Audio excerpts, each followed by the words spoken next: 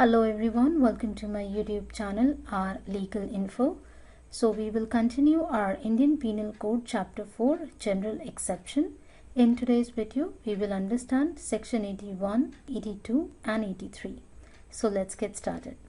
Section 81 of IPC states that act likely to cause harm but done without criminal intent and to prevent other harm. That means nothing is offense by the reason of its being done with the knowledge that your act will likely to cause harm to your other person if it is done without a criminal intention. That means you do not have a criminal intention behind your action to cause a harm and in good faith for the purpose of preventing or avoiding harm to other person like family member or your property, and you commit any offense that cause harm to the other person. So that action is protected under Section 81 of Indian Penal Code. Section 82 states that act of a child under 7 years of age is not an offense which is done by a child because he is duly incapax, which means that if any offense is done by a child who is under 7 years of age, he will be given absolute immunity because it is believed that the child below 7 years is incapable of committing any offense.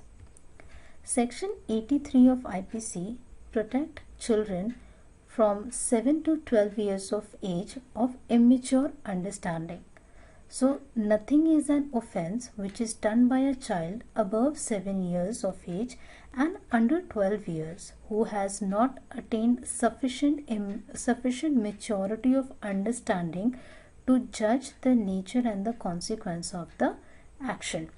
So, it is important if any offense is committed by a child who is 7 to 12 years of age, it is important to prove that the child is immature to understand the consequence of his action. Then only he will get the immunity of Section 83 of IPC. Otherwise, if child understand the consequence of his action, then he will be liable for his offense. So there was a case in 1950 that was Ulla Mahapatra versus King.